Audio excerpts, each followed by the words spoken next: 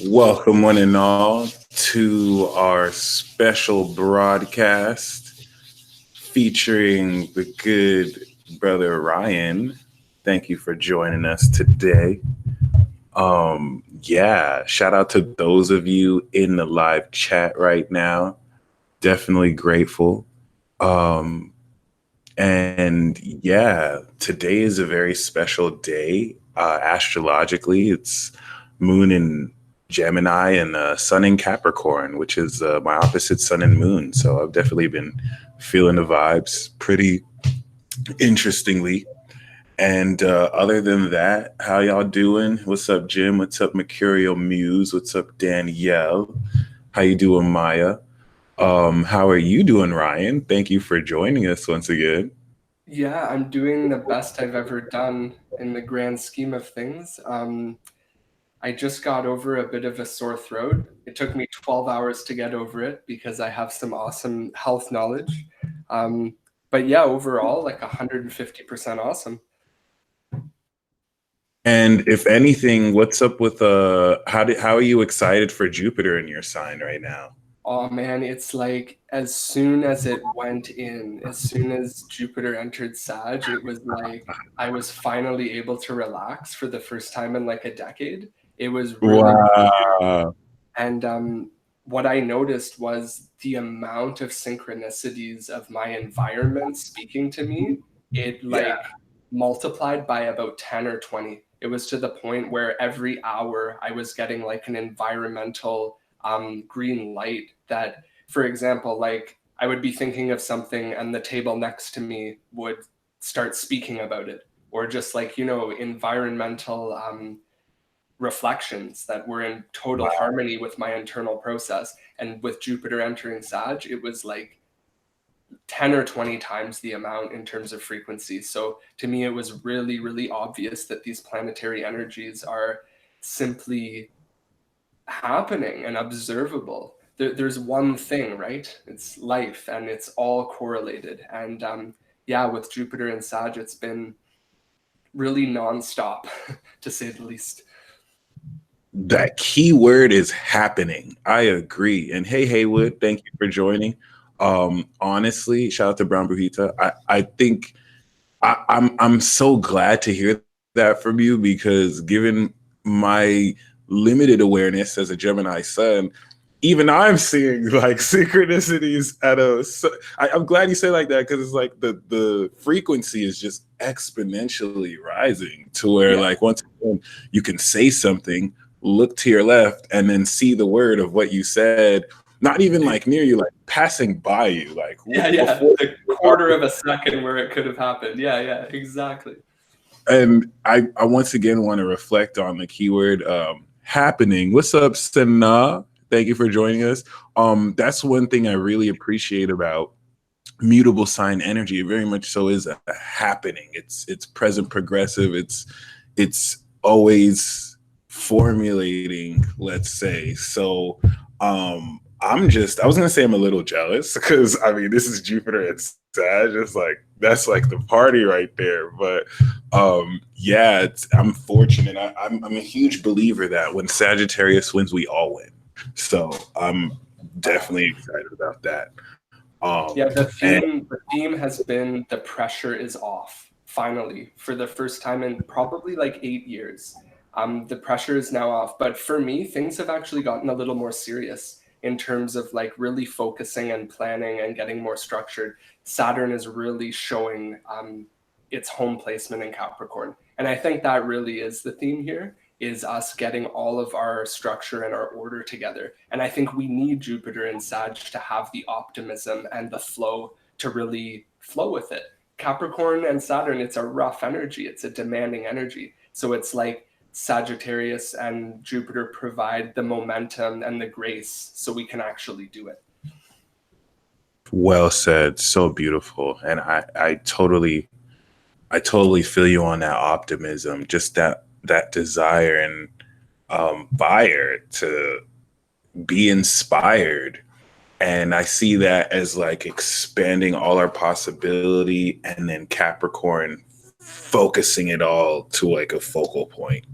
which is just it's amazing to be a part of. What a time to be alive, really. It's just stuff like this that makes And I you really think it's Gemini that unites you and I, because you're a Gemini, I'm Gemini rising. And this whole thing is about communication, right? Being able to find the right words, being able to find the right pieces of the whole and syncretizing it together in the fashion of Gemini, getting all the little pieces and bringing together something that actually matters. So it's perfectly fitting for the moon to be in Gemini right now. Absolutely. Absolutely, yeah, yeah. And for those who aren't aware, what is your moon sign? Okay, so I'm Sagittarius moon and sun, Gemini Oh, rising. oh, that's Yeah. And I also awesome. have Mercury and Mars in Sag. It's a stellium. 4 of the luminaries are in Sagittarius for me. And that's given me like such sharp vision. I'm so visually open. It's really every day, every night. I can choose to tune it out if I want to, but I have very, very bright, lucid visions all the time. And they're always loaded with symbolic knowledge and encouragement, information about who I should be reaching out to, the types of things I should be focusing and spending my attention on. And I think this is all of our birthrights. There's some pretty simple ways that you can access your visionary capacity. So if you have a yearning within yourself to have a visionary opening, you can do it. I did it. I started trying to open when I was about 15, and it took about a year or two, and boom, it was open, and so it has remained. And they come to you, right? Like you'll see actual visions. Because I Yeah, had like chills when I said crystal that. clear, like very, very bright, very, very colorful. Yeah. That's amazing. Shout out to Lisa, Sarah, and Storm Dancer who are in the building too. That's amazing. I've always, I don't have any Sagittarius energy, so knowing that it is still very possible to develop is great. I mean, I know with the transits, it holds space for me too, which is awesome too. And it also makes me think of Pisces being able to dream like that, have those more mystical visions. So I'm grateful because it's really taught me how the reason why it stands at the higher mind, like why it comes from a higher order. And I'm so excited because I feel like now for the first time in our soul group as humanity, we're able to now confront that higher energy that was just a concept to us. And now it's like living through us more realistically. It's awesome. So happy about that. And I'm glad that we have titled this talk appropriately, Life Within Death, because that's definite. I didn't even realize until now and how the Jupiter and Sag and Saturn and Cap really create that equation, you know? Jupiter expanding and sparking within life. And Saturn kind of creating that death energy. And of course, we have already hit some interference, my friends. So stay tuned. Oh, okay, wait. I think we have him back. How you holding over there, bro? Yup. They're interfering, my brother. Um, so yeah, this peace talk primarily is going to be very significant because what Ryan has, if we want to break this down, Ryan is effectively being a direct channel for Jupiter and Sag for us, whereas my moon can help harness the Saturn and Cap energy. So please send us your positive vibes. This is the best way to deal against interference, being that he's sun and moon in Sag and rising in Gemini.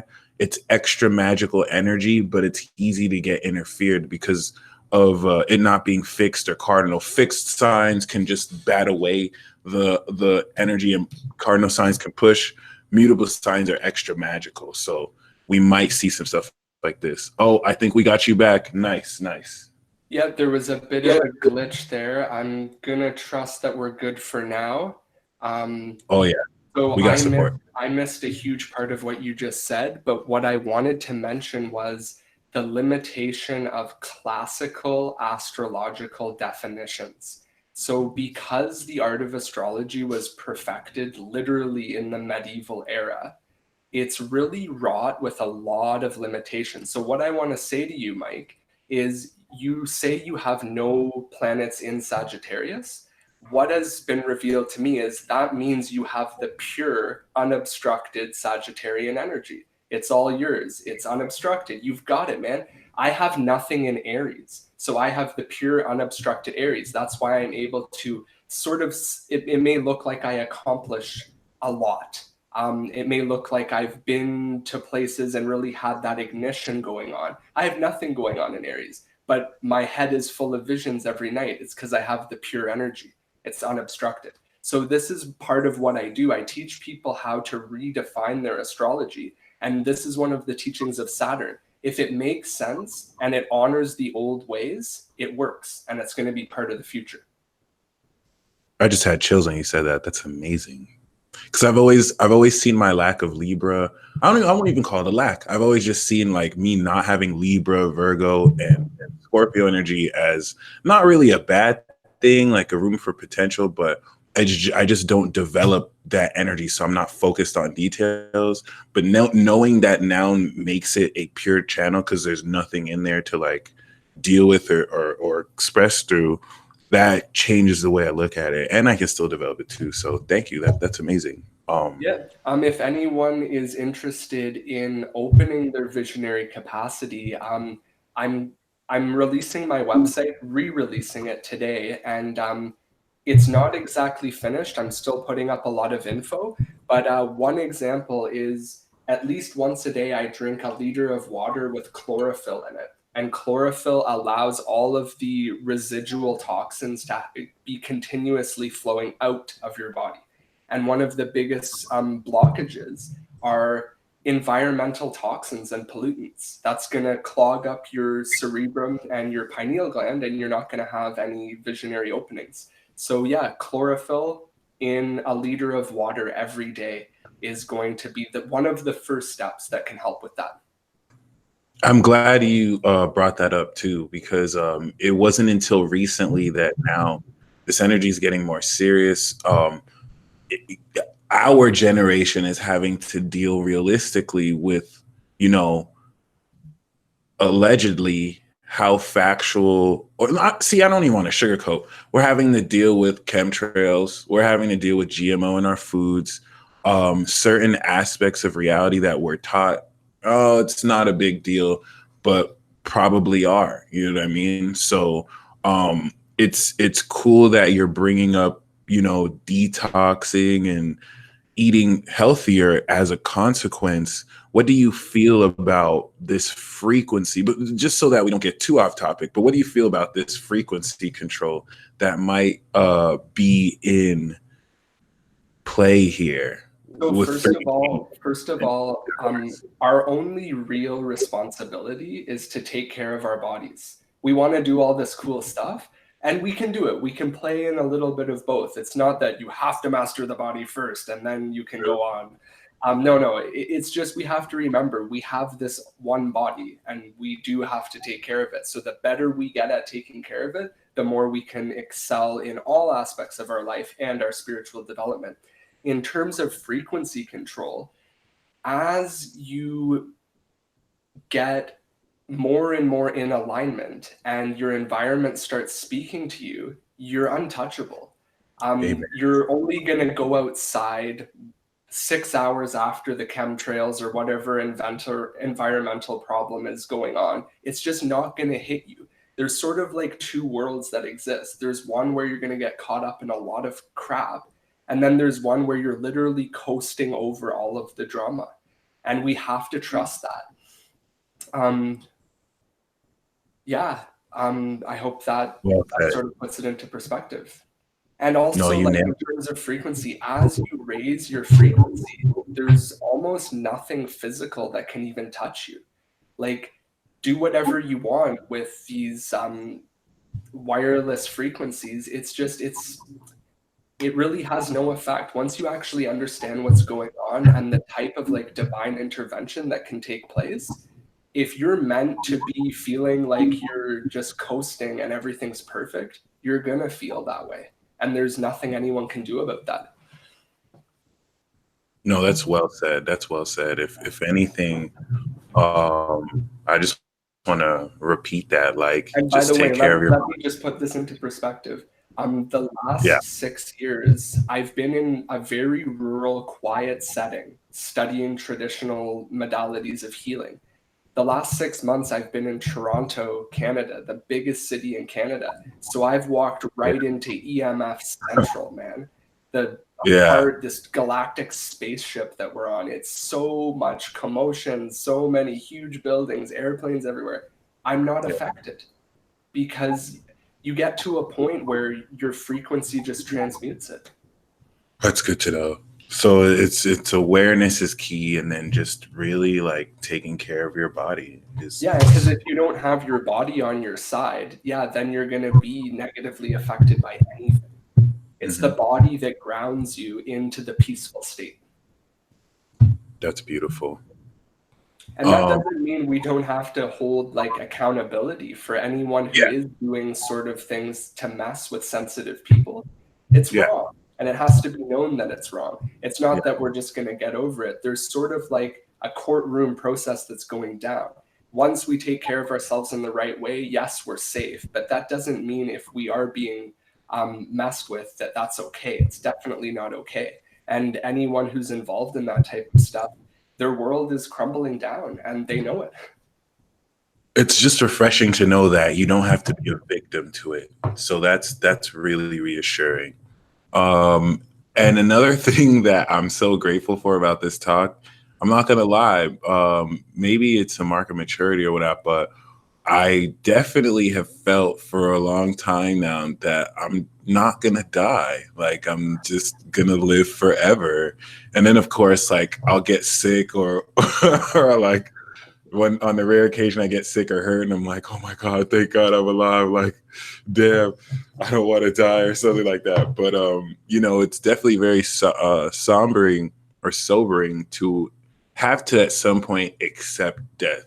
I've definitely been able to accept it at a symbolic level where it's like I know parts of myself will die, but it's interesting. Like I'm really personally still at some level not sure if I can accept the fact that I will truly die, even though it's very realistic. We're all gonna leave. Like that's just the nature of life. But yeah, what are your thoughts on life Well, within? it's just as likely. It's just as likely that you move on to an even more lucid and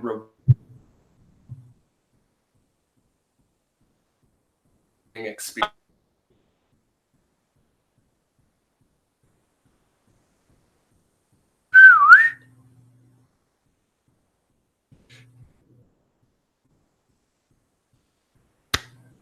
Kyoto no Jutsu. I don't know. I think Yeah, we're kind of going in and out.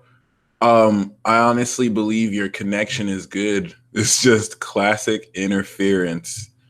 So far, what I'm getting from what you're saying is like the group by Pharrell, NERD. No one ever really dies. You know, we pass on.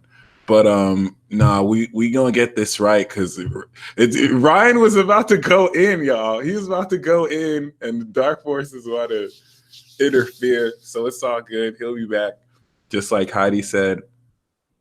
Um, I do once again, like before, want you to pay attention to these glitching instances and pay very close attention to what he's about to say should this occur. Those of you who've been watching me from 2017, you know the deal. You know how this works. But yeah, just keep that in mind. Um, so far, this has been really profound, hitting on very powerful topics. And just like Heidi said, his message won't be stopped. The Reaper is not a bad guy, like Aquarius says. I'll hold space, so we'll be here until we get all this information out. And he'll be back on pretty soon. Oh my God.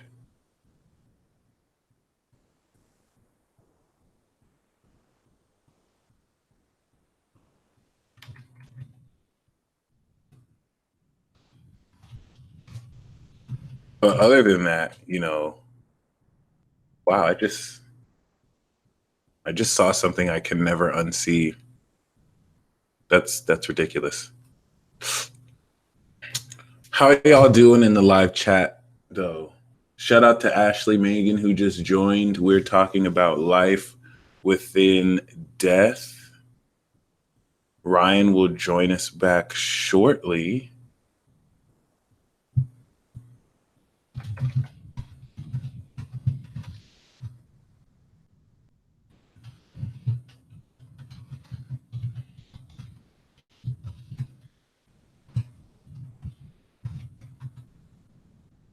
Oh wow.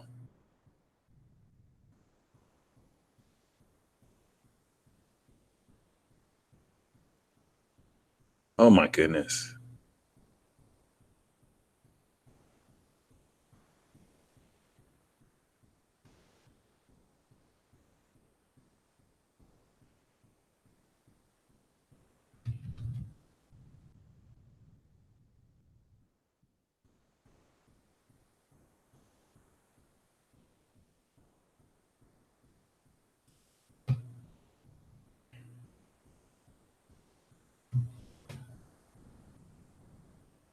Empress Daisy? No, not at all. Not at all. Yeah, someone showed me a video that I don't even, someone just messaged me on Facebook a video that I don't even know if I can say. Like, I don't even know if it's responsible enough for me to tell you because it's just that, like, wow. Like, Jesus. I mean, I know y'all are mature enough to handle it, but it's like, should I even say it? Empress Daisy, it's worse than Two Girls, One Cup. I mean, oh no, it's not worse. It's not worse. It's just someone getting their head in the hole. I'll say that, and I will only say that. But yeah, it's just like, what do y'all do when you just get randomly sent messages that you can't unsee? It's just like, oh wow, damn. Too late for that.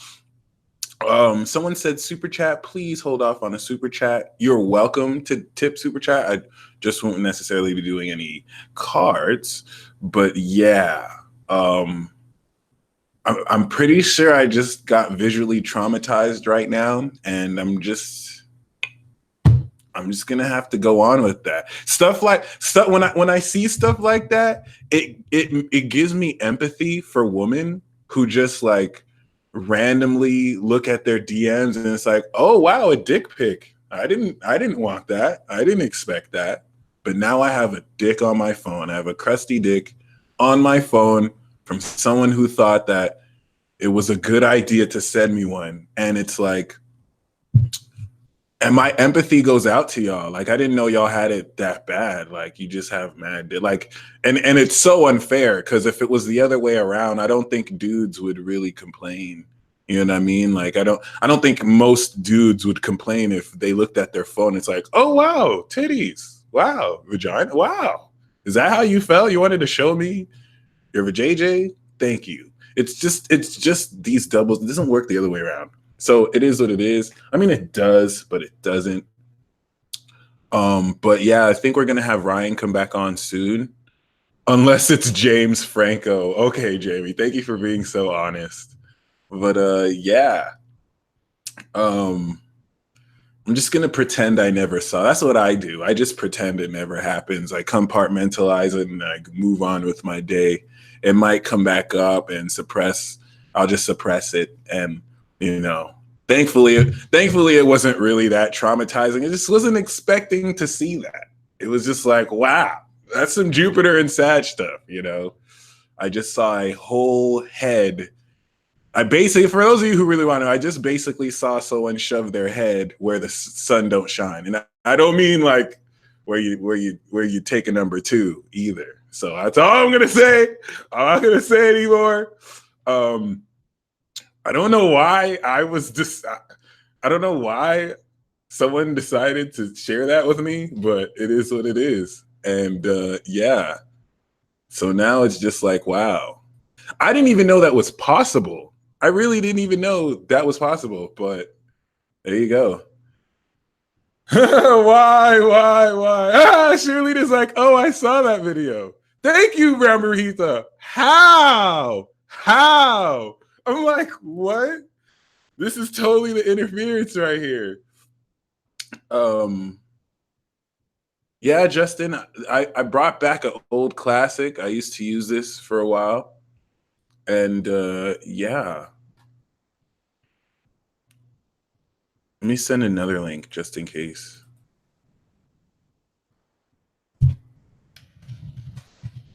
But I'm just gonna be 100% real. Like, there was him and Ryan wanted me to come on before so that we could do a special meditation. And when we were speaking before, when we were live a little bit, there was no interference. So it's not, there's no connection issues on his end. I'm just kind of happy holding space so I can show you how real this interference is. This is how important this message is, because we're effectively talking about real. He has a very important story to share about how, real death has been for him. And for those of you who know astrology, Sagittarius sun especially has a very unique relationship with death. They're next to Scorpio, that's their 12th, and they're next to Capricorn, which is another representation of death physically. So, it's definitely very interesting, to say the least.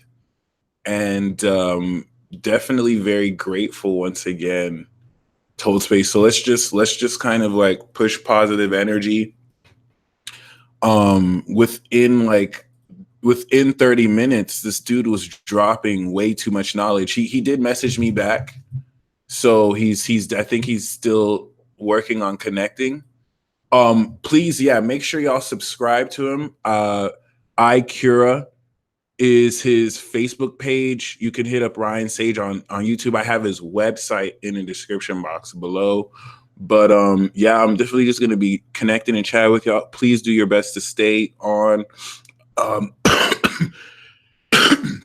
If for some reason in another 23 minutes he can't get back on, we'll either reschedule the talk or just kind of redo this. But we are not blaming Canada. We are blaming dark forces. And the science behind this, when I spoke with Bree, when I spoke with Miss Storm Dancer, there was no interference. Okay, she has a Leo moon. Oh, we're back. Beautiful. Yeah, bro. They trying to stop you, but they can't. They're not going to. It's crazy too. Like, pretty much a brand new computer as well. It's pretty rare that this would happen. No, there's no reason that it should happen at all. This is just pure interference. I was saying before you came on that I spoke to 2 other Sagittariuses recently. One had a Leo moon, the other had a Capricorn moon. So it's harder for the dark forces to interfere, but because you give us so much magic, it's easy to kind of trip things, which is it's a great sign. It means that you blessing all of us right now. So yeah, if you don't mind continuing where you left off, I think the last thing that I said, I basically spoke on was life within death, and you're about to go in. Yeah, to give you guys the whole reason for this talk, really. Of course, we wanted to follow up after the first peace talk. I have some music to share for all of you tonight. We can do like 5 or 6 songs, but do as many as you want, bro. Yeah, I'm going to just let me get the live chat back up, and then I'll let you all know my experience with death. It's been absolutely crazy.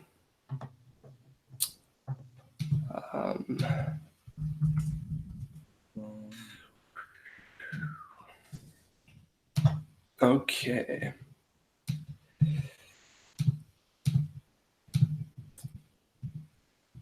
Okay, so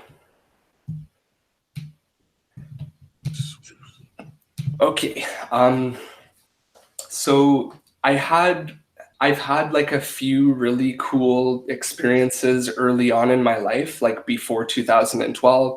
I had a few lucid dreams. But in 2012, pretty much right on the summer solstice, and I didn't even know this, I had to actually go back throughout. It was actually the Mayan calendar, or just tracking throughout time. I was able to see when my awakening experience happened. It was right around the summer solstice of 2012. So okay, this was 3 days in a row, massive awakening, total feeling of oneness with everything. And then just over 1 month later, I lost both of my brothers in a drowning. I went from being a middle child to an only child. And this was in contrast to the most profound awakening you could experience. And I was just like, oh my God, the only thing I could equate the feeling to was having my legs disappear. When I got the news, I just dropped to the ground. It was so devastating. So, and it actually happened here in Toronto. They were both really weak swimmers, and they were just camping out at the beach, public beach. They were just having a dip once in a while, hanging out, having a fire. And it happened at 9 in the morning. A jogger jogged by at 9 a.m., saw my brothers there. They both knew they were weak swimmers, and it happened in August. So it was a beautiful day, but there was something going on with the intensity of the waves, and it literally just swallowed them up. And so the last 6 years of like studying spirituality has also been a grieving process for me. And what this has done is it's given me like a razor sharp edge when it comes to duality, and just constantly asking questions about life and death. Like, why are we here? Why is there suffering on this planet? I've been asking these questions daily for the last 6 years since my brothers passed. So my younger brother, Keith, he was a Scorpio. My older brother, Colin, he was a Capricorn. And I'm here in the middle as a Sagittarius. So it's 3 signs in a row: rawness, optimism, mastery. And this archetype has just been teaching me so much over the years. And I just think that's profound. The youngest brother was the Scorpio. Oh, wow. Sagittarius in the middle, oldest was the Capricorn. And it's just like, whoa. And then as I learned about astrology, I realized I could speak the language. Definitely. And basically what I was saying before about how astrology is like redefining itself, it's so true. Like, your own creativity is so important to extract the meaning and the purpose of your life. Astrology is just a creative language, and it can extract real truth about your tendencies. And as you learn more about your tendencies, you can master your life. And that's what I'm here to do, teach people how to do it. And again, that grief, I'm just getting over it, really. I don't know if you ever get over it, but I'm finally feeling strong again. And so, yeah, the last 6 years, while I've been grieving this loss, like the first few years, I couldn't even drink a glass of water without feeling like I couldn't breathe. Like, there was a lot of grief and pain associated with it. And again, the trauma happened a month after I had like the most amazing awakening of oneness. So I was like, what is going on in this universe? And I've never stopped asking, and I'm here to help you all find your way as well. No, that's so profound. Even knowing like the days of the birth, this is the first time I'm realizing that your Capricorn brother was older and the Scorpio one was younger. And much shout out to Mandy, who said that she lost her brother that day as well. Whoa. Yeah, it's very interesting what you asked concerning that, because you it really does make you wonder, like, does and it reminds me of this song that J. Cole put out in his latest album, and this lady is basically talking about does if we could under if we could only understand it all, will we feel no pain? God must feel no pain. Something's got a hold on me, only joy. Does this mean even our suffering pleases him? And it's something that makes you wonder, like, with all the suffering that goes on in the world, with the death and the birth that happens simultaneously. I heard somebody, Royce the 5'9", tell a story about how the very day his grandpa or grandma died was the day that his son was born. And that kind of made him believe in that whole chain of connection. So, I mean, I'm just kind of throwing concepts out here right now, but it really does make you think. It really does make you wonder. And, I think it's amazing how you've been able to grow through this, because that's enough to really break someone at the core. And you've turned it around and have allowed it to help you serve and assist others more. So mad respect, definitely. Thank you so much. And it's crazy. Coming here to Toronto, I've been in a rural setting studying traditional healing for the last 6 years, and the independent path emerged this past summer. And I actually fell in love. And coming out here to the city, falling in love, the woman that I'm with, she lost her mom the same month, the same year that my brothers passed. It's like Wow. this divine intelligence just bleeding through. It's just so crazy. Yeah. And this is what I've concluded after 6 years straight of asking pretty much every day, what the hell is going on here? Um, what I've received is the human genetic species was a very experimental. To have these bodies so solid, to have these emotions so raw, to have this cerebral intelligence so divine, there was an element of risk involved for whoever intended our creation to blossom forth. There were some unknown factors, including the spirit of the earth herself. It's a very primal energy. So I don't think that there is some sort of pleasure that is being derived from our suffering. I think there is a potentially some embarrassment if there's this anthropomorphic creator. Just like, this is the experiment of creation, right? There's some uncertainty. That's what I've received.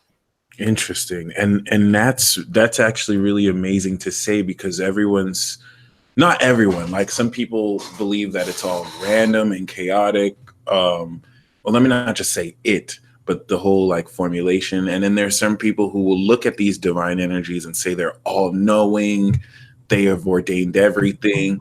But I think it's very realistic that even all knowing beings could still express, or at least relative to our existence, can express an experimental attitude. I think the whole notion of unknown factors, even to those beings, definitely adds even more of a spice to life. And it's so interesting because during my study, I've kind of felt that the most random, or the spark of random unpredictability, and it's not really exclusive to this, but I see the wild card as Sagittarius, Oh yeah, for sure.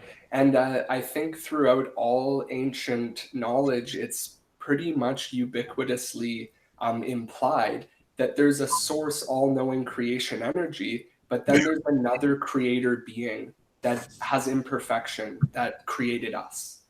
And yeah, so our creator is probably not the supreme all-knowing creator. It's probably a being that is also going through an evolutionary process as well.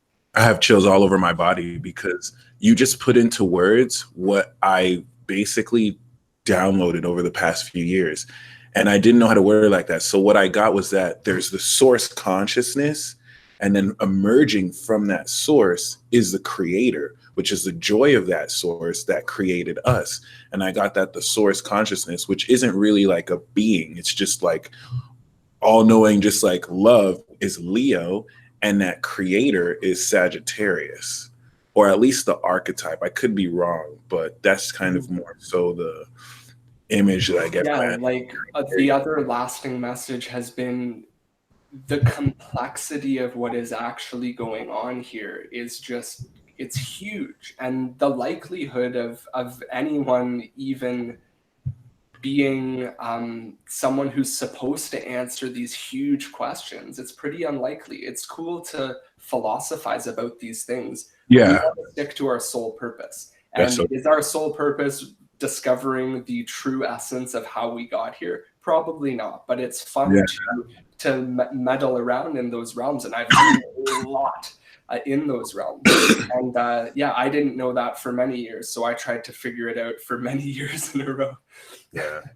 No, that's so true though. Like in fact, you could probably find that answer by focusing on your individual destiny, and instead of focusing on that, taking care of your body, which I'm so excited to see our generation spearhead, because we definitely have a special experience with that, with greater knowledge. In fact, it's such great knowledge that we can even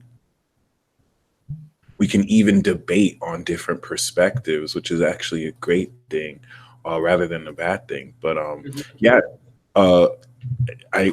there's a significance to this day for you, especially. So today is actually my older brother's birthday, Colin, the Capricorn. So yeah, it's his birthday. So I'll start. Happy birthday, Colin. I will play a song. It's called Water Child. The lyrics came forth so fast. It was crazy. It's the fastest song I've ever written. Wow. And upon sort of playing it many times, I realized that this is a song for my brothers. It's available on SoundCloud. If you go to my website, I have recorded it, but I'll play it live for all of you tonight. What's your SoundCloud page? I'm going to put that in the description. It's through my website. Oh, okay. It's in your website. Awesome. If you just click music. Yeah. All right, cool.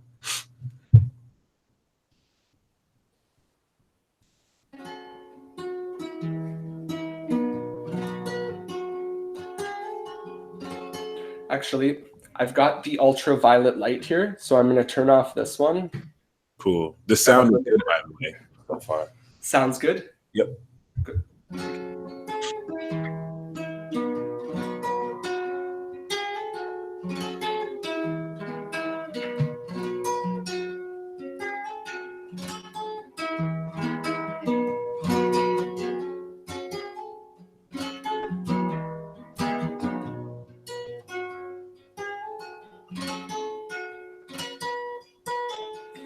Water child, come to me now.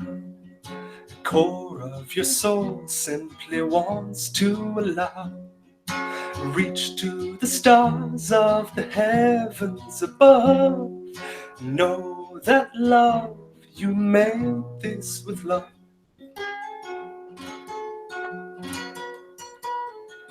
Child of the rivers, a child of the streams, let me dream in this dream of heaven. Let me redream this dream with you. Silver, celestial, and long overdue, we are singing this song after you. Blessing intentions and weaving what's true, we are weaving and birthing anew. Sing songs to the ancestors, gather for peace, resounding all nations, inertia from us equals freedom, freedom for all. Slavery rose and will certainly fall for freedom, freedom resounds, casting sounds to the womb of our mother. Freedom, freedom for all. Slavery rose and will certainly fall for freedom. Freedom resounds, casting sounds to the womb of our mother. Lifting the canvas to bathe in the truth, as the youth always knew all along. Innocence restored, condor, eagle, she soars, bridging worlds with the vision almighty. Sing songs so the ancestors gather for peace, resounding all nations. Sophia's inertia is freedom, a freedom for all, standing tall on the pier of creation. Freedom, freedom resounds, now we've crowned to the womb of Earth Mother. Christos, Lamina, sisters and brothers, Espiritus, curendera, daughters and mothers, Tierra, illumina, sons and dads, respect to our mother, whose milk brought you back. Christus Lumina, sisters and brothers, Espiritus curandera, daughters and mothers, Tierra illumina, sons and dads, respect to our mother, whose milk brought you back.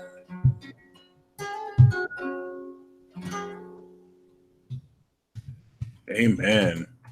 How is the sound? Is it like clear enough? Can you hear the lyrics?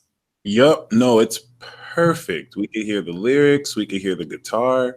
That was amazing. That song was born out of like a lot of pain. It was right after my brothers died.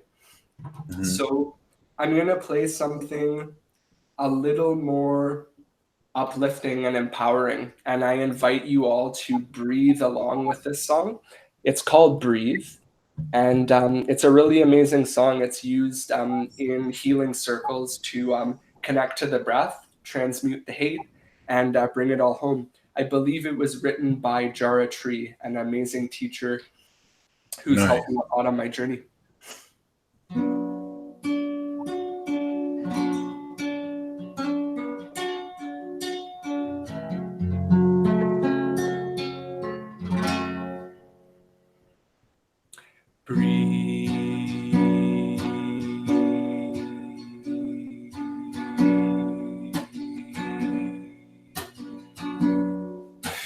Breathe in.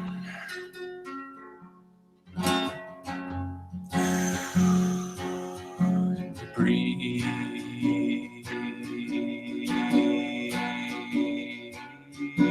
in.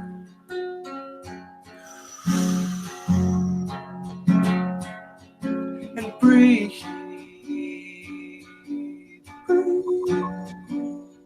Breathe in.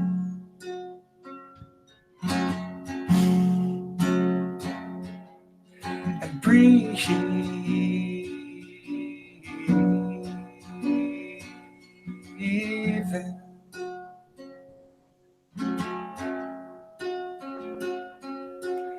Breathe in love, breathe out fear, breathe in light, breathe out darkness, breathe in joy, breathe out pain, breathe in truth, breathe out ignorance, breathe.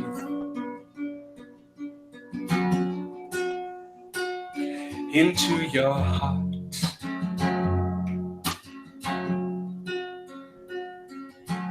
And breathe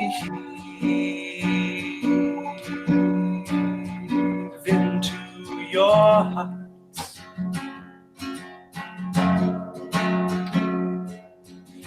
Breathe in love, breathe out out fear, breathe in light. Breathe out darkness, breathe in joy. Breathe out pain, breathe in truth. Breathe out ignorance, breathe into your heart.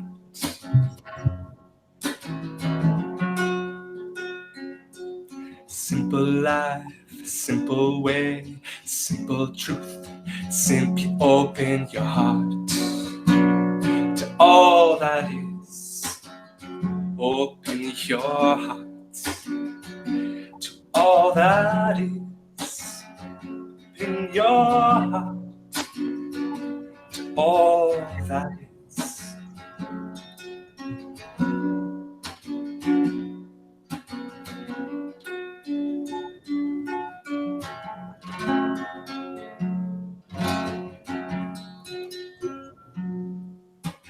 Breathe in love, breathe out fear, breathe in light. Breathe out darkness, breathe in joy.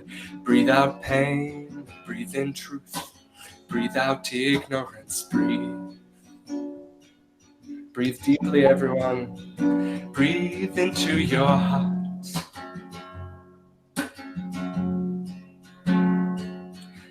Breathe.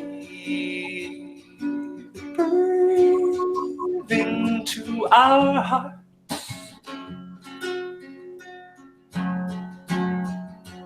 Simple life, simple way, simple truth. Simply open your heart to all that is. Open your heart to all that is.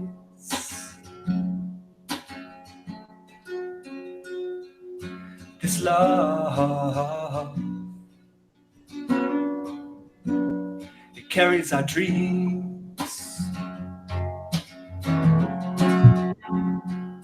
This love, it carries our dreams.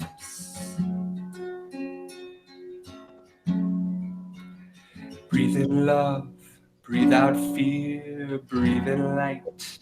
Breathe out darkness, breathe in joy.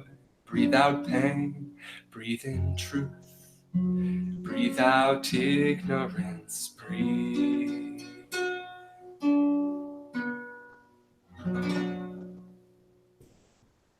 So someone asked, what is my niche specifically? I study natural healing modalities. I study astrology. I teach what I learn. So I guess I'm a teacher of wellness.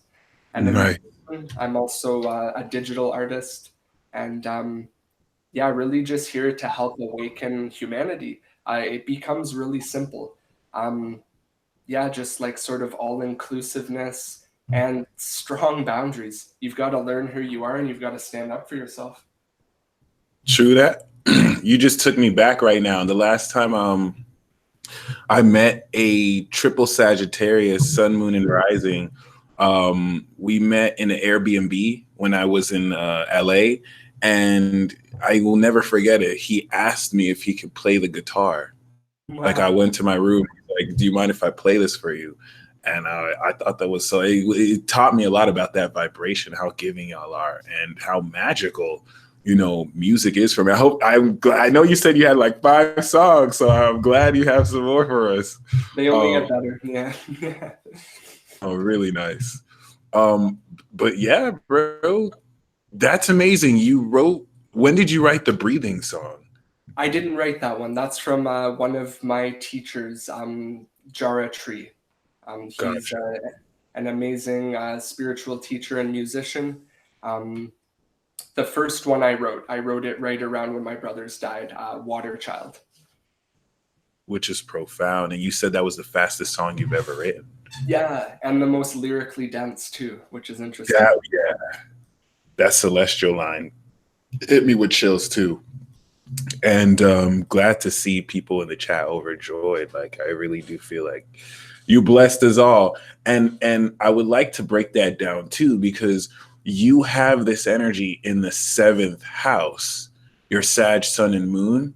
So you effectively are activating our energies with your presence, which is why I love new moon individuals, because I see that as like a gift, and it's in the seventh house towards other people. So when you say, you know, you want to help us master spirituality, it's totally, I almost say an understatement. Thank you so much for, you know, sharing this space with us. And yeah, make sure y'all hit up his SoundCloud and website down below.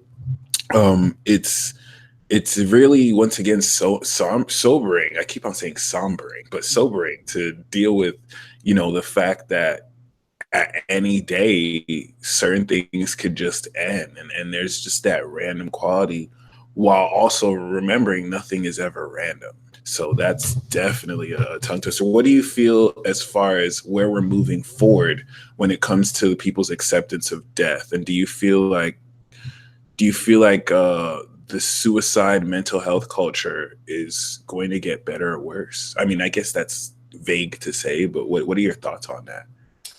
Yeah, there's a part of me that that knows that the pain that some people are going through is just so immense. Yeah. All I can do is shine my light in the ways that I know, and there's some really amazing research coming out about vitamin B3. So essentially, everyone is deficient in it because you can't get it in any food source, and the Oh wow. deficiency mimics mental health problems. Oh And wow. B3 is actually, the scientific name is nicotinic acid. And you heard that right, nicotine as in nicotine. So it's actually related to nicotine. And this is why there's so much tobacco addiction amongst people with mental illness, is Oh, because they're actually deprived of this essential vitamin. And it's not put into multivitamins in the correct amount because it turns your skin red. It makes it look like you have an allergic reaction. oh, So we've learned to stray from it as a society, but it's amazing. As for like where I see it all going in terms of mental health, I'll just bring up the 100th monkey rule. In I think it was the 70s, it might have been earlier, scientists were observing traits of monkeys on isolated islands. And what they noticed was when the 51 percentile was reached of the monkeys exhibiting a certain trait, it would be wirelessly transmitted to the next island, and the other monkeys would start doing the same trait. So when we hit the critical mass, people, whether they have mental health issues or they're violent people, they're just going to start waking up. That's how quantum physics works. We're all one organism. So I think what we should do is really focus on ourselves and who we are immediately close to, and just work yeah. on stronger and healthier, and they'll turn around. And that's fascinating to consider, the non-local quality of this. So all of this was in that experiment, by like the monkeys weren't connected to each other physically, but it's still transferred. And the islands were so far apart, there was no chance of any like physical travel happening. It was Wow. definitely through the ethers, through the morphogenetic field, through the noosphere. I can still hear you, but I'm just getting some more water. No, that is so amazing. And yeah, I think it's important that you brought up the whole critical mass, because I think we're closer to reaching and hitting that than ever possible. And this, I'm going to throw out a theory here, but I feel like the whole Pluto and Aquarius chapter is the Pluto transit, where we now have to deal with hitting that critical mass and like, okay, what happens when we do? And if anything, it's happening right under our nose. It's probably already happened. We just need to activate it. And that brings me back to what you said. It's happening. It's happening right now with Jupiter and Sag, and that's just so amazing to even consider and conceive. Mm-hmm. So, you know, I was going to ask, what do we do with that? But you answered that question already. Like, just focus on taking care of your body and your individual mission, which is And I've been studying this stuff for 6 years, and it's really only been paying off recently. It takes a lot of focus, a lot of dedication, and a lot of tuning into your body and what Yeah. works and what doesn't, a lot of experimentation. So I'm here as a consultant to help anyone. I'll be on your I'll be connected to you literally 24/7, like not every hour of the day, but I'm here for anyone who needs it. And this is why I'm in Toronto. I'm ready, I'm prepared to take on more clients right now. And if you need the guidance, I am here. My website's up now, and I need your help as much as you need mine. So don't at all hesitate to reach out, and we can set something up. And just to explain one more time, what specific, I know you answered this, but what specifically, what services do you offer currently? Where would you like to focus when you connect with someone? And how can people just connect with you if they want to reach you? The links will be in the description of how to connect. My email, website is great, Instagram, Facebook, whatever. I love astrology. It has helped me see very clearly who I am. And I actually believe about 50% of the human population is actually craving to understand astrology Oh because it's yeah. the most elegant symbolic language in existence. Oh So yeah. if you're looking for heaven, look up. What do you see? The stars. What are the chances that the stars are the most densely loaded index of mythology in existence? But this is just facts. Exactly. So I've really tuned into this, and I really feel that a huge portion, if not about 50% of humanity, is literally craving to understand these 12 archetypes and help it to improve their own lives. So I love astrology. I'll throw a bit of that into the consultation work if someone is open to that or interested in astrology. I'm a sensitive person. I have really vivid dreams every night. And as I get to know someone, I start to learn what's going to work for them. So I'm going to look throughout your personal history, what you've actually been through, and we can start to work at unearthing some archetypal solutions to apply to your life. This can be sort of symbolic meditation, things more in the realm of prayer, but also we can look at like what type of like remedies can we actually get into your body. um, Health and nutrition advice. I've got tons of documentaries and content that I've discovered online that I would be sending your way. We can be talking on the phone, sort of like a counseling element. Um, Nice. and I also compile the information I learn about people in soul maps. So I'm a digital artist. I create these really beautiful maps. And if you check out my Instagram, you can get a look at what my art looks like. Even my website, I designed my whole website myself from scratch. So if you need something beautiful to walk away with to keep the inspiration flowing, there's literally each person is so unique. I've been able to heal myself and get to a point where I'm thriving. So it's a unique process for everyone, but I definitely incorporate ceremonial knowledge, astrology, health knowledge, guided meditation, Skype, phone calls, whatever it takes to just break through those walls. Essentially, when we're held back, these are energetic forms that we can capture and transmute. And sometimes it's just that easy. Sometimes it's just connecting with me, because when you connect with me, it's a big deal for me. And it's not something that I even can take lightly.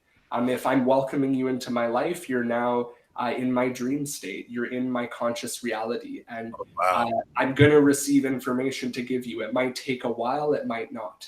I don't claim to have some instant gratification. I can get you a pretty sweet astrology report, but if you value the transformation that I've been through, I can definitely help you along in your own journey if you feel that you need it.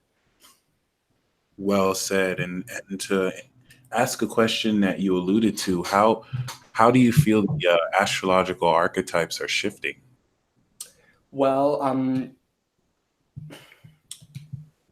I think Chiron, Ophiuchus and Chiron, these transcendental archetypes are really potent because if you don't know someone's sign, then they're Ophiuchus. They're the 13th sign. They're the whole zodiac. But once you learn someone's sign, you can start to work with them in a more subtle way. Can you rephrase the question? Yeah, more so, how do you feel that the archetypes are evolving, rather? Because that itself isn't really a complete question. And just to clarify what you said, I love how you referenced Ophiuchus not as like a 13th sign, but like as part as like the whole zodiac. Yeah, the serpent bearer is synergizing all the signs, and it's the only strictly human archetype in astrology. Gemini is the twins, but it's not strictly human. It represents twinship and duality. Ophiuchus is specifically the healer wrestling with wisdom, a human healer. So that's profound. Yeah, so I'm actually Ophiuchus. I was born in that little chunk of Sagittarius where my sun sign is Ophiuchus, but that's a whole nother conversation because, yeah, it's not really a sign. It's just an energy you can work with. I really feel the 12 signs are the 12 signs. Yeah. Ophiuchus has a teaching for everyone, but it's not really nice. Yeah. And I totally do believe, even though I believe that the 12 signs are the 12 signs, I do believe that there's some Scorpios and Sages exclusively who can tap into Ophiuchus. So I think it's an honor that you kind of came forward. I feel like that energy can only be perceived if it initiates you into its wisdom. So like, I'd be surprised. Yeah, that's a cool way of looking at it. Wow. Like, and once it does, then it makes sense to you. So I love that you said it has a lesson for everybody. That's really because it's the human, it's the real human astrological archetype. The rest are really, they're more numerological, I find. Aries being 1, Pisces being 12, they all really represent their numbers. And I think it's really cool to really look at astrology as it's really more about 4 times 3. How is it explained now? Like the 4 elements and the 3 modalities. So it really helped me to look at it that way, that the fire signs are all very similar. The water are all very similar, and so on and so forth. Rather than this arbitrary progression of 12, it's really about what happens to fire when it becomes mutable. What happens to water when it becomes fixed? Yeah. That's beautiful. And to kind of add on that, you know, given these states of consciousness, I love that we appropriately titled this Life Within Death, because I've been so used to just focusing on the 8th house in Scorpio and then Kappa's death, when there's just like Ophiuchus, there's a message of that in every sign. Every sign has a mode through that as well. What is some advice you have for people who have troubles accepting death in their life? Well, you don't even know how you got here, first of all. There's this emphasis on death because we see it. We see the bodies rot, but that could just be a joke. Like, we really don't know what's going on in this life. Every breath is a death. It could be that we die multiple times a month and that this really is an eternal journey. We simply don't know. And do you feel like, what do you feel about the reincarnation process concerning that? I think it's pretty valid. And I also think it explains a lot of, I think it neutralizes a lot of the conflict that we sort of cling to. For example, one tribe, their leader could have died and reincarnated as the leader of the other tribe who came over and conquered. So it's like, who's conquering who? What's actually going on? Then it neutralizes blame. And then we can stop blaming each other and just get on to healing the body, getting our consciousness in order. And reincarnation's huge. It makes sense. I don't think it's very simple how it works. True. And I don't think there's like a scientific algorithm of on Yeah. how it actually unfolds, but it sure makes sense. It sure makes a lot of sense. Could you imagine if someone or one of us created an official reincarnation calculator? Like you could tell exact, and if you could even reincarnate in the past because the time isn't like linear, so that'll be crazy. Yeah. Would it be called the past, right? But yeah, that's so profound. I think this is very timely too. I still love how in the creation of the graphic of this, you had actually you didn't make the Saturn glyph on purpose. It just came out that way. Yeah. It was the final edit. I was like, whoa, that H is totally dipping in to be the Saturn glyph. Okay, I'm going to have to make it the Saturn glyph. It was the final edit for the poster. Yeah, and Saturn and Capricorn, right? And death, right? No, that's amazing. Saturn and Capricorn, yeah. So do you have, where's your Saturn, by the way? Is it in Sagittarius? 3 degrees Aquarius. 3 degrees of, oh, you're born 91? Yeah. Oh, snap, bro. That's what's up. I don't know why I thought you were older. You kind of have this more mature persona. It's the death thing. Yeah. Yeah. Yeah, I feel like Saturn and Aqua is so crucial. That makes y'all an authority on knowledge. But that Saturn return y'all are gonna have is gonna be intense with the square to Pluto. So I'm glad you really gave that advice right now, because the mental health is going to be spearheaded by your generation. Now that I think about it, and the extremes that kind of come through. But yeah, I mean, like you have Chiron and Leo. That's good to know as well. It's so elusive what I'm wanting to say. Oh, by the way, I do think it's also interesting. I've met a Gemini sun and moon with the Sagittarius rising who also is a life path 1. So I think that's awesome that you have that life path 2. I really do feel like we just activated some amazing energy. But yeah, this elusive nature of understanding death, it's not like we have to understand it. We could just live our lives fully. But it being within this inescapable fate, it really does, push us to live life to the fullest. As they say, you only live once, whether we continue this or not. This moment is all we really have. So, do you have any thoughts on bridging this concept with now our spirit guides and other such like seen and unseen forces that dance with us in this? Well, first of all, I consulted you before the talk, and you said you noticed your community is really like relationship and love focused. So I wanted to give a bit of advice on how to really like start attracting that successful love union into your life. So oh yes. Yeah, so first of all, go all the way. Don't hold back. Just go for it. Go 110%. Don't try and restrict what you're giving to a person. Just be the person who is totally infatuated with the love energy that you are. Just go for it. And also get strong within your own self-care and discipline, because you're not going to be able to love anyone if you aren't taking care of yourself. If you're grasping out towards someone else without looking at your own shadow and your own necessity to heal and transform, you may end up in a relationship that's actually counterproductive and is simply just trying to teach you the lesson of you got to take care of yourself first before that's going to come in.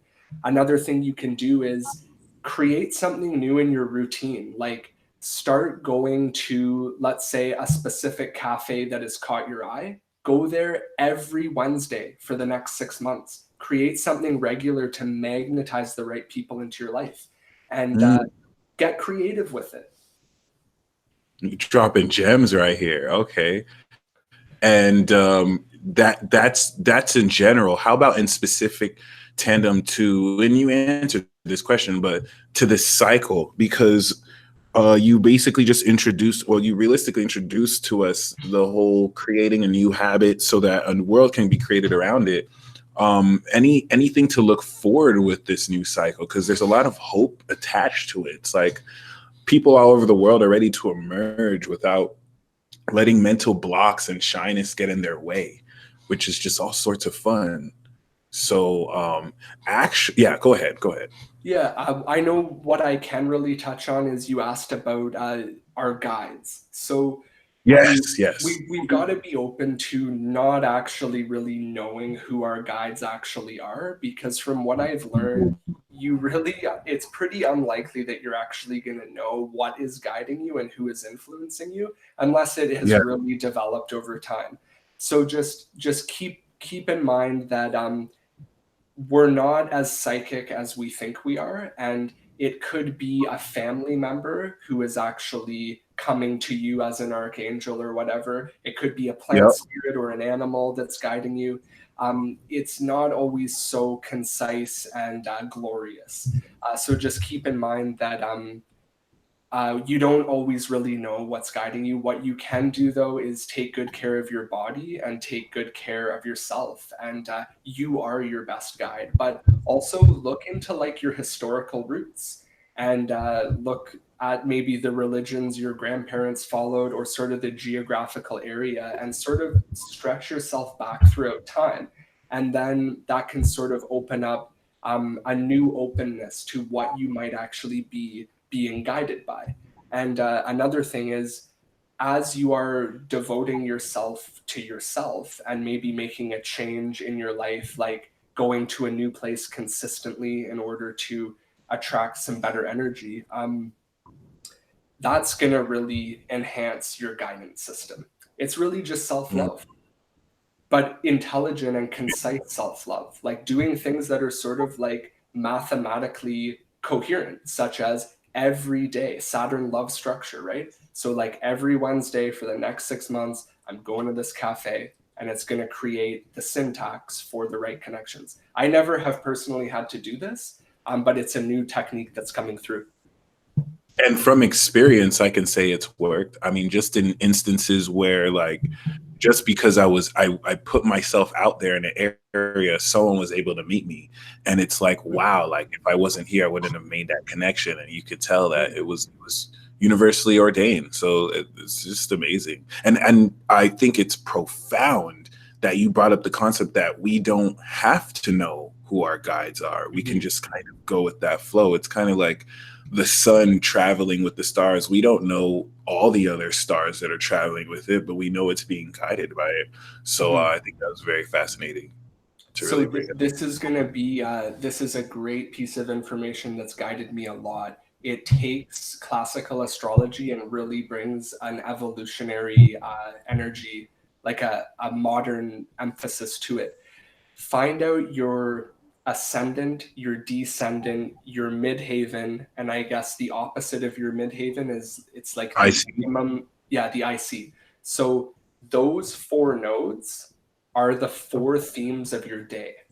So 12 o'clock high noon, for me, 12 o'clock high noon is Aquarius. So I need to focus on technology, productivity, and being forward thinking at 12 noon. At midnight, it's Leo. So I can open up to my more prideful self. It will also influence my dream state and when I'm alone, the IC.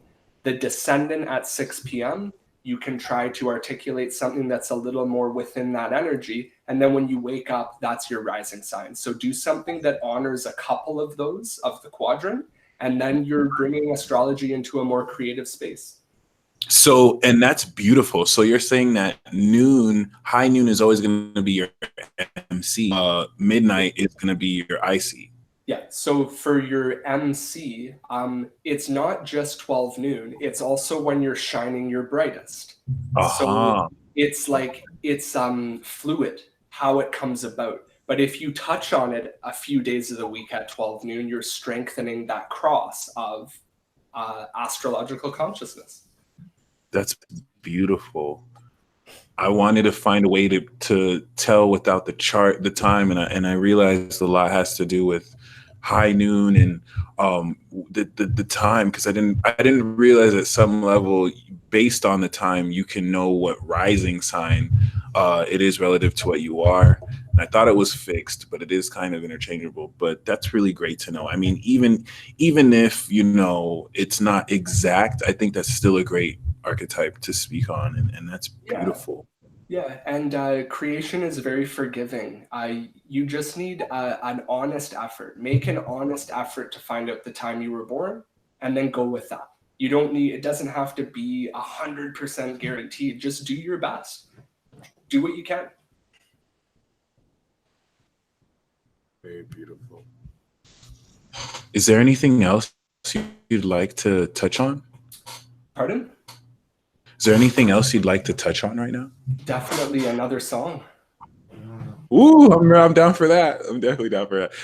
If at some point, do you mind doing a song that can usher in this Venus Sagittarius energy? Yeah, for sure. I think they would all essentially do that, but this one's very, very loving for sure. Oh, we can do that then, since it all carries the intent. I think that's even better. Yeah, well, this one would specifically help to connect us to the creation energy and also the spirit of cannabis. And your south node is Cancer, right? South node, yeah, north node Capricorn, south node Cancer. Awesome. That's what's up. All right.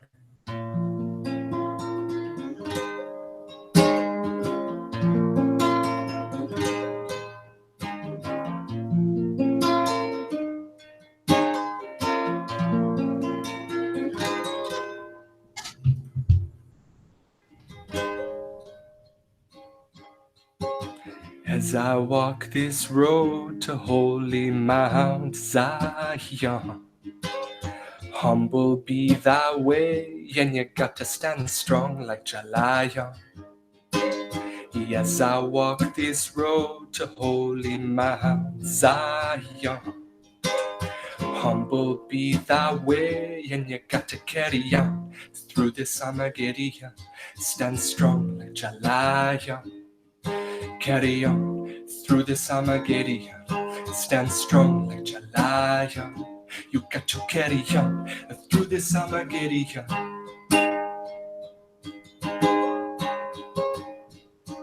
With clean hands and a heart so pure, never felt a faith like this before. Clean hands and a heart so pure, for narrow is the pathway to Zion's door. For narrow is the pathway to Zion's door.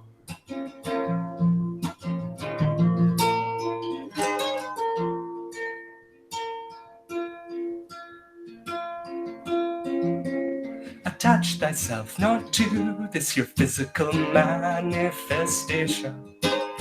Live to let thy spirit seek its true destination of creation, destination of creation, destination of creation, destination of creation, destination.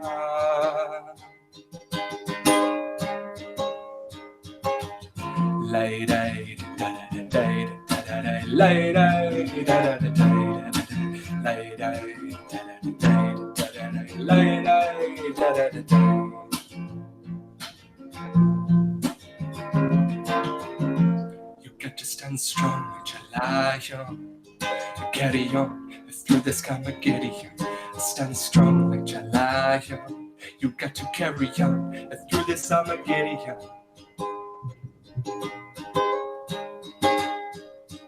With clean hands and a heart so pure, never felt a faith like this before.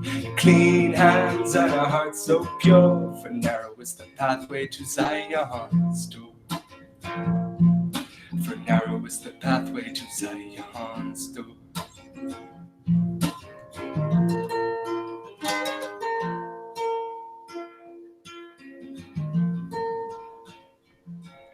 As I rise up each day, I thank my mother. As I rise up each day, I join my father. As I rise up each day, I thank my mother. As I rise up each day, I join my father.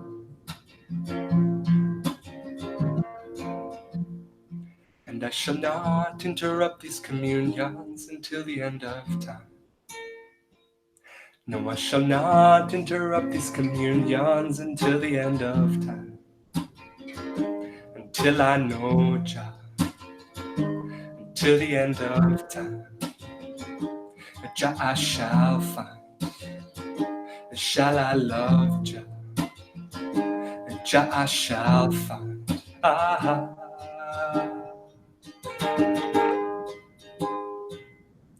Jah Rastafari, you are our salvation. You help I realize the love surrounding us all in every situation. Here with I and I.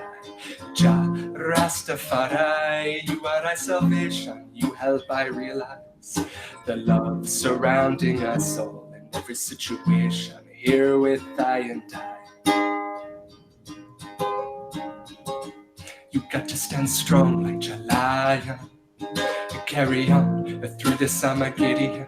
Stand strong like Jalaya. You got to carry on through this Armageddon.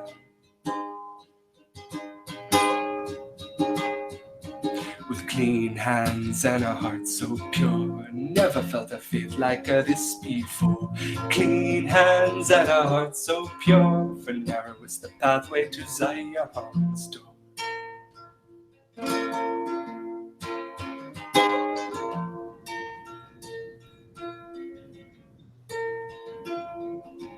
Attach thyself not to this here physical manifestation. Live to let thy spirit seek its true destination. Attach thyself not to this here physical manifestation.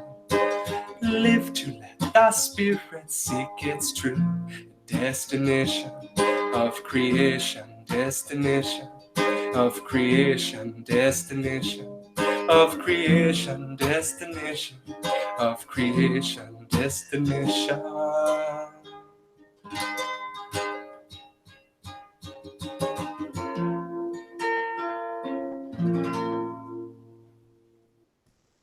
Awesome. So Mount Zion metaphorically is the ascended perspective where you're empowered, you're liberated, and you're experiencing heaven on earth. It's totally possible. That song was written by Shim Shai. I would highly recommend, if you're looking for some very liberated spiritual tunes, Shim Shai, Shim Shai, legend in the conscious music community. Narrow is the way to Zion. I love it. Narrow is the path, rather. Definitely hits home. And there's another line: attach thyself not to this here physical manifestation.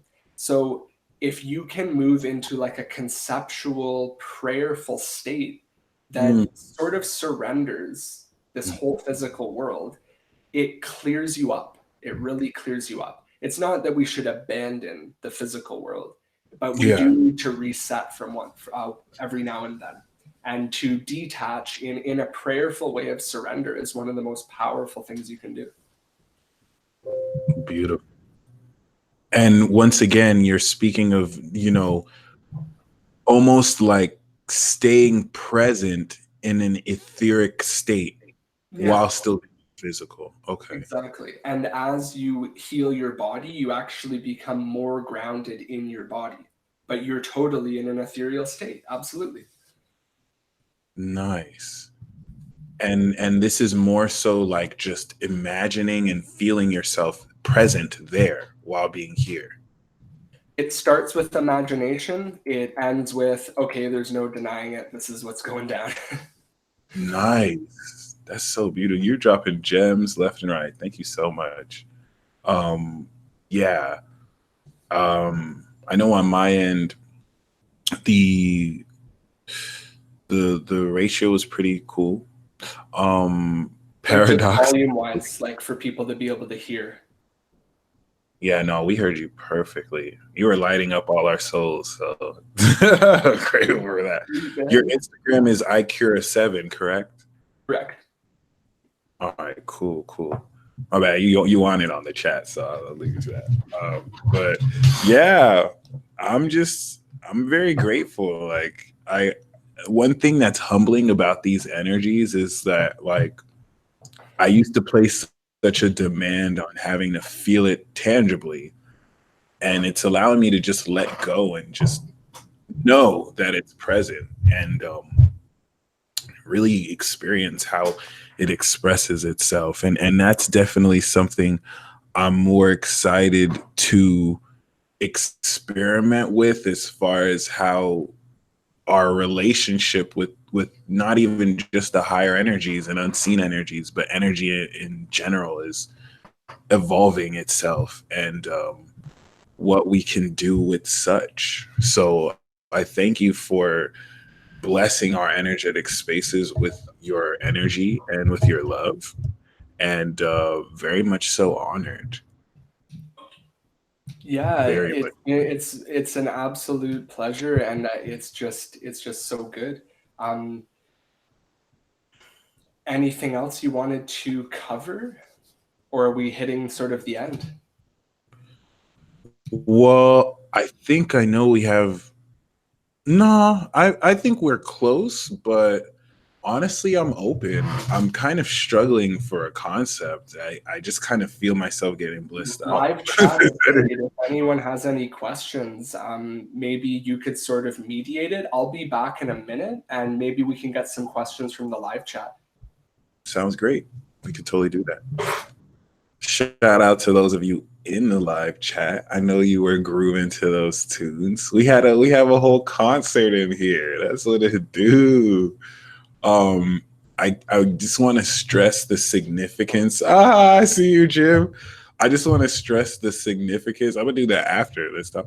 I wanted to stress the significance of him kind of vibing out the way he is. It's almost as if like his sun and moon is expressing the vibes, and it's being filtered or expanded through Jupiter there. So we're getting hooked up, is what I'm saying. And in that vein, I want you all to pay very close attention to. Oh, Nikita pulled the 3 of Cups. Amazing, very amazing. That's good to know.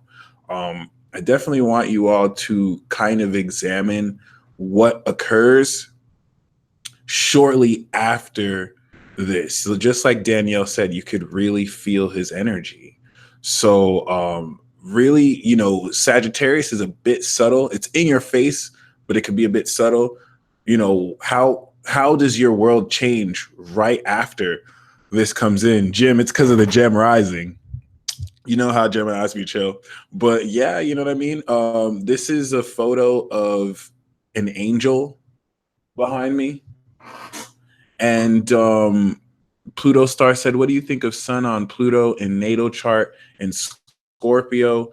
It's a generational aspect that allows you awareness of the pulse of a whole soul group near a decade. And it's going to mark one's awareness of not only deep psychological vibrations, but also demons, spirits, and can assist the dying crossing over. Also makes you a natural born killer. So make sure nobody messes with you. I guess you can't make sure, but I pity the fool who messes with you, because you'll get away with that, with murdering them. But yes, it also marks great spiritual transformation as well.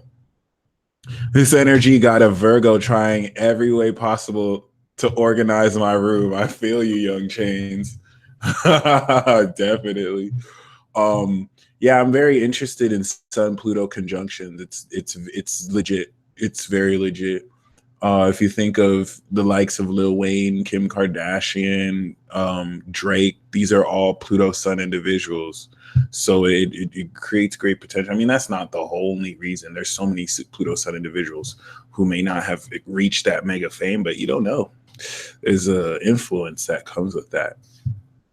And yeah, Shout out to Ollie who can feel the energy of the full moon.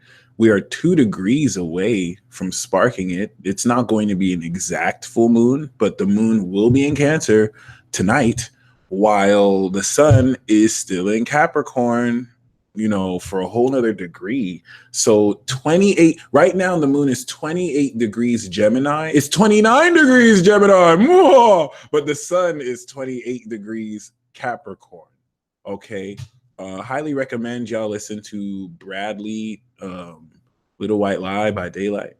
But other than that, 28 degrees is manifestation. So right now, you're manifesting a strong official level of integrity that is going to mark the supernatural energy. I'm going live on Sunday so that we can talk about this next week. It's Aquarius season. It's Aquarius season 2 days.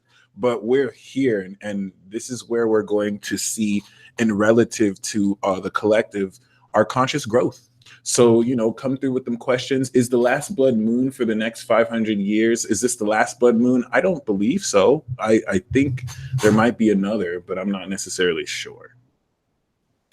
Blood moon ritual. Oh, I do got to do a full moon ritual soon. We'll get that in the middle of the week for Leo. But y'all, I have natal sun and moon conjunct Neptune and Saturn exact. How do I live? Well, you're living right now. You definitely just don't want to be hard on yourself because Saturn will suppress your need to just disassociate at some times with reality. As someone who has moon on Neptune, people may not realize that moon Neptune or moon sun contacts, they drift you away from this local reality. So it will be strange, and this allows you with Saturn to control that. So keep that in mind. You have the power to ascend and manifest from the heart. Okay. I'm back. Just keep breathing, like Heidi said. And welcome back, Ryan. Thank you for joining us. I think you said you have a couple more songs for us, so I'm excited about that too. Yeah, I wanted to introduce an exercise specifically for all Geminis, but for everyone because Geminis split the duality, right? Woo! I'm down for that. Yep. Okay, so it's actually, we might actually be able to all do it together, which is amazing. Maybe not, but I'm still going to introduce it to the group. So we can at least know how it's done. Yeah, so it's 9:45 where I am right now. And I think at 10:45, at 10:45, so in exactly 1 hour, the moon transitions from Gemini to Cancer. So as many Geminis, or really anyone, if you can be holding space in silence as the moon transitions out of Gemini, that's a really special moment of duality sort of sealing off an energy. And if we can do that in prayer for the healing of everyone, this came to me last summer as an amazing activation to do, if you can catch that second where it happens. The second that it switches into Cancer. Yeah, because Gemini's duality, right? So if you can catch the lunar switch to the second and you're actually holding space for some change, this is an example of how we can creatively work with astrology. That's beautiful. So technically, if I'm on Planet Watcher right now, let me actually share this. So we're going to see the moon exit Cancer, Gemini. This is based on Pacific Standard Time. So 7:55. Yeah. Okay. So to the minute, we're going to see perhaps 7:44. Blah, blah. Okay. So looks like it's 7:38 p.m. 7:39 p.m. Pacific Standard Time. The moon will be at the final degree of Gemini. And so given that final degree, once again, you just would advise us to just sit in silence and hold space during Yeah. that minute and just Because it's envision. a crucial moment of duality. The moon has been in Gemini this whole time, and as as the energy transitions into Cancer, the home sign of the moon, there's a special microsecond which we can really seed some potent information and energy. And it's just us putting intention out there for healing and for if we have that personal thing that needs to be resolved, and again, it's an example of how we can use our creative understanding to really work with the stars and the moon and the sun. That's beautiful. And did you catch any direct questions from the chat that I can answer? Hey Westy, thanks for joining. Not necessarily. Someone said what was the music artist you mentioned earlier? I think it was Shay Shai. Shim Shai. I'll type it here. Nice. Okay, so someone requested they wanted to see the guitar while I play the next song, so I'll see what I can do to get everything in frame here. Yeah, sweet.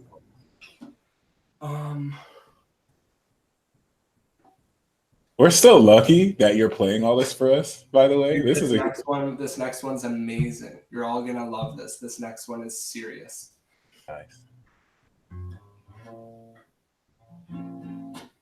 So in the traditional, I'm just also going to recap. The reason this talk is called Life Within Death is because in 2012, I had 3 consecutive days of profound spiritual awakening. All the visions open up, the unified organism of collective consciousness. I was witnessing it, tasting it 100%. A month later, both of my brothers drowned. And so the last 6 years, I've been in a deep, deep grieving and healing process, studying the traditional wisdom of earth-based healing. So the song I'm about to play, it's a song for grandfather's son. So the natives of the world, they acknowledge the sun as the father archetype and the earth as the mother archetype. So this song was written by Murray Kyle, an Australian brother who also writes amazing healing music. And this is a prayer for unity for the tribes of the earth and all of the races. May we all reach a state of true equilibrium and harmony away from conflict. And who did you say the mother was? The mother is the earth. The earth, beautiful. Okay. Mother Earth, father, son. Grandfather, son.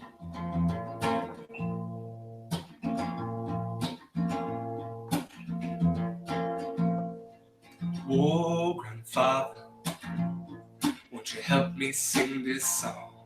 Whoa, grandfather, help me move along with these chains, dragging behind our feet, born from the roots of a wide ancestry. Whoa, grandfather, won't you share your wisdom now? Whoa, grandfather, won't you help us to gather the children around these chains, watch them fall to the ground, unlock the shackles with the prayers of our sound.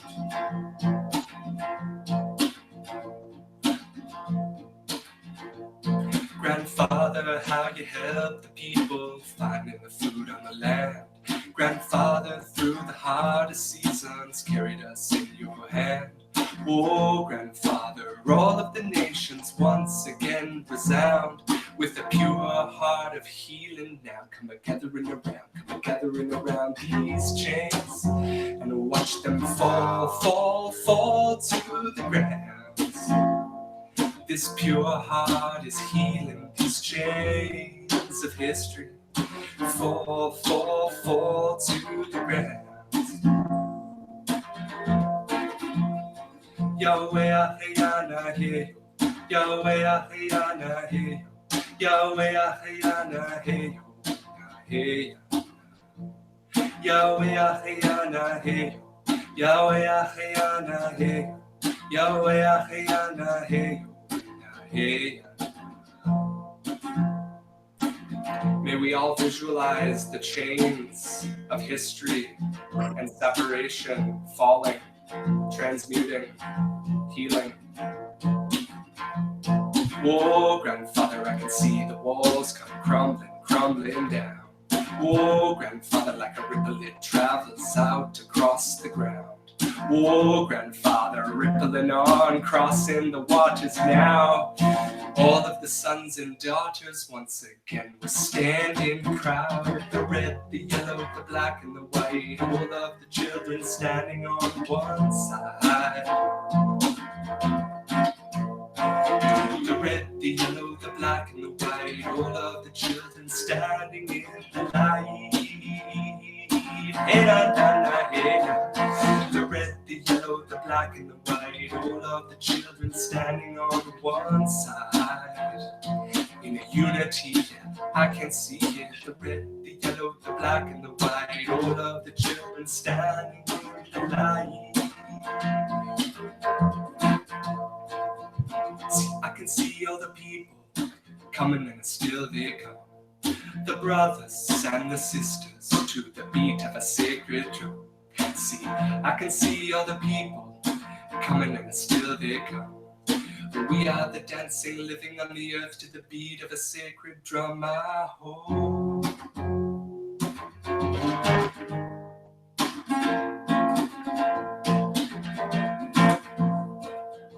Oh, grandfather, won't you help us sing these songs? Whoa, grandfather, help us stay strong to move along with these prayers, singing for humanity, born from the roots of an ancient tree, staying strong although times are dark. But all it takes is a one spark to light up the way for the pathway home.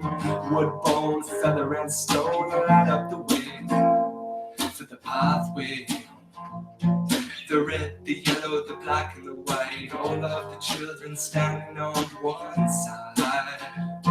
In a unity, I can see it. The red, the yellow, the black, and the white. All of the children standing in the light. Hey, na, na, na, hey, na. The red, the yellow, the black, and the white. All of the children standing on one side. In a unity, I can see it. The red, the yellow, the black, and the white. All of the children standing in the light. Yahweh Ahayana, hey, Yahweh Ahayana, hey, Yahweh Ahayana, hey, hey.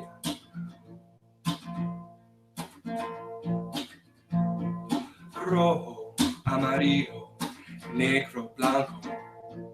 Rojo, amarillo, negro, blanco. Rojo, amarillo, negro, blanco. Rojo, amarillo, negro, blanco. Beautiful. There's something so far every time you play, I feel like actual heat coming up my chest and heart. Wow. So yeah, I take that as a great sign. And when I first found your talks and I heard you say Sagittarius, it was the thing. I was like, whoa, I need to talk to this guy. Yes, that's what's up. That's really what's up. Yeah, I'm so glad that we could connect, or rather we found each other through these ethers.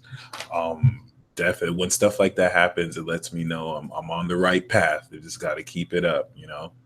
So once again, definitely grateful. Yeah, I feel like it's hard. I feel like we've touched everything, even though there's so much more to say concerning this. This is like such a huge topic, but I think we've definitely I feel a real purpose was the songs, which is just so amazing. And yeah, you already answered the question. You do play in Toronto. How long have you been playing publicly? Like healing music like this, the last 5 or 6 years. Beautiful, man. That's what's up. So you doing your part.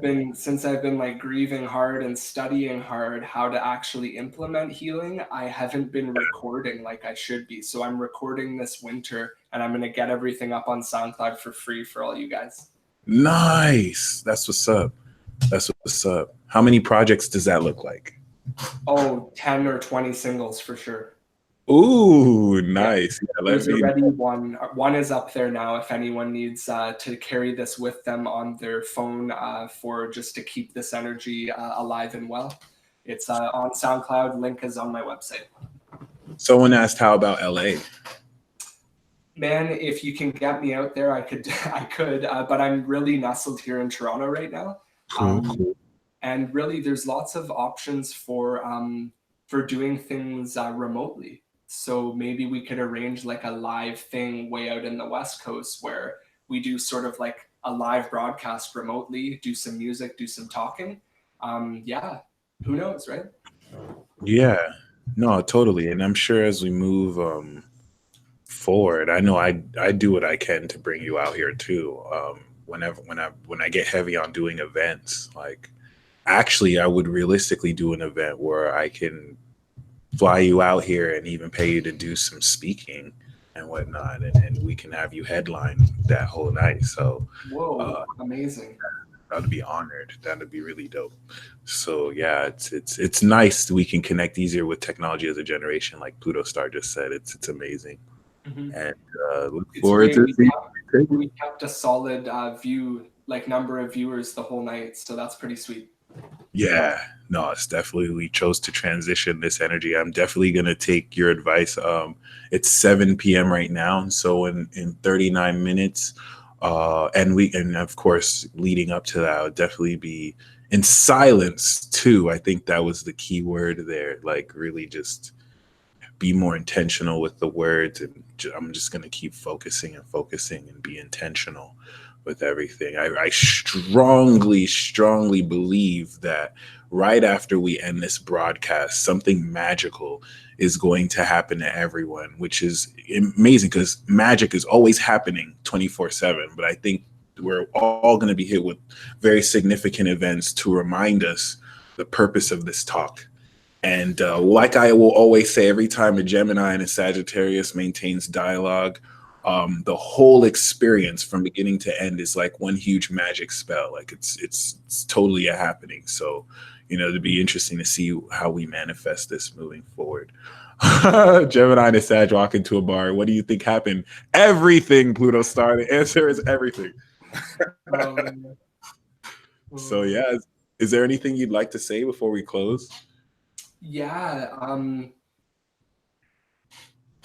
Saturn loves structure. So if you can write things down, keep a journal, write down your dreams, just like utilize our ability to communicate and keep records of the Yeah. experiences we're having. And just remember, like Saturn is home in Capricorn. So any effort we make towards structure can have a huge lasting impact on our lives.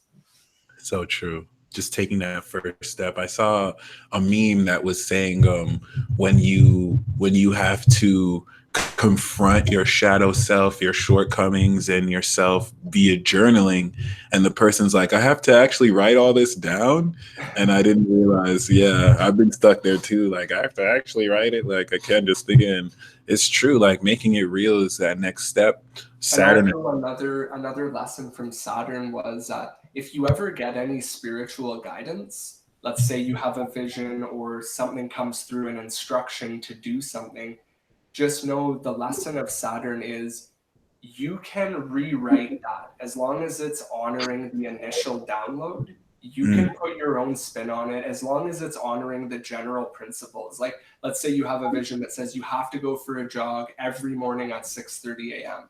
Well, instead, you can just do some really dedicated breath work every afternoon at 3.